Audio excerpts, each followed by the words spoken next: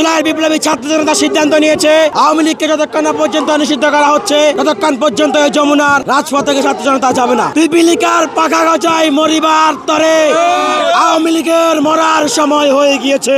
আমাদের দেশের মেধাবী সন্তান তাদের রক্তের উপর দাঁড়িয়ে নতুন বাংলাদেশে তাদেরকে যারা হত্যা করেছে ভারতের মদদে, আমরা তাদের রাজনীতি করতে বাংলাদেশে দিব না। আপনারা দেখতে পেয়েছেন যে গণ অভ্যুত্থানের 9 মাস পেরিয়ে গেলেও গণহত্যাকারী দল এবং আমাদের জুলাই বিপ্লবের সম্পূর্ণ বিরোধিতাকারী দল খুনি হাসিনার দল আওয়ামী লীগকে এখনো নিষিদ্ধ করা হয় নাই।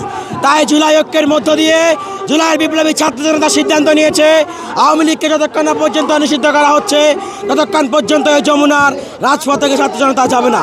আপনারা দেখেছেন পিপিলিকার পাখা গজায় মরিবার তরে আওয়ামী লীগের মরার সময় হয়ে গিয়েছে। জুলাইয়ের 5ই আগস্টে আমরা আওয়ামী লীগকে মারতে দিই নাই, সেটি হয়তো আমাদের ভুল ছিল। আওয়ামী লীগকে আর ছাত্র জনতার হাত থেকে আপনারা বাঁচাতে পারবেন না। কোন রাজনৈতিক দলের কোনো কথাই আওয়ামী লীগকে নিষিদ্ধ করা হবে না, কোন ইসলামিক দলের কথাই আওয়ামী লীগকে নিষিদ্ধ করা হবে না। আওয়ামী লীগকে নিষিদ্ধ করা হবে বিপ্লবী জুলাই বিপ্লবের ছাত্র জনতার সিদ্ধান্তে। আমরা বলে দিতে চাই, আজকে যমুনার এই গেটে এসে যে জুলাইয়ের আহত যোদ্ধারা দাঁড়িয়েছে তাদের সিদ্ধান্তেই আওয়ামী লীগকে নিষিদ্ধ করতে হবে। শুধুমাত্র নিষিদ্ধ নয়, আওয়ামী লীগের যে সকল গুন্ডা বাহিনীরা জুলাই বিপ্লবে সরাসরি হামলা করেছে, আমাদের ভাইদেরকে হত্যা করেছে, তাদেরকে অনতিবিলম্বে বিচারের আওতায় আনতে হবে। স্বাস্থ্যকর অল টাইম হানিকম, সব সময় অল টাইম হেলদি লাইফ। পুরো পৃথিবীতে এমন কোনো ইতিহাস নাই যেখানে গণহত্যা চালানোর পরে কোনো একটি রাজনৈতিক দল ওই এলাকায় বা ওই অঞ্চলে কিংবা ওই রাষ্ট্রে তারা রাজনীতি করতে পারে, এরকম কোনো ইতিহাসই নেই।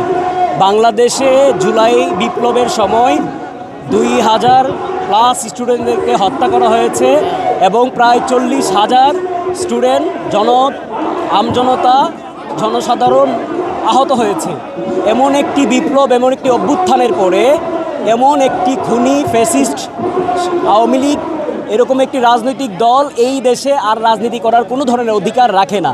আপনারা যদি দেখেন যে দ্বিতীয় বিশ্বযুদ্ধের সময় এই যে আপনার নাৎসি বাহিনী, হিটলারের যে নাৎসি বাহিনীটা নিষিদ্ধ হয়েছিল, এরকমভাবে ইরাক, ইরান, তারপর হচ্ছে কলম্বো, এরকম বিভিন্ন দেশগুলোতে আমরা দেখেছি যারা গণহত্যাকারী কিংবা সন্ত্রাসী দলগুলো ছিল, ওই সন্ত্রাসী দলগুলো কিংবা গণহত্যাকারী দলগুলো রাজনীতি করতে পারে নাই, তারা রাজনৈতিকভাবে নিষিদ্ধ হয়ে গিয়েছে।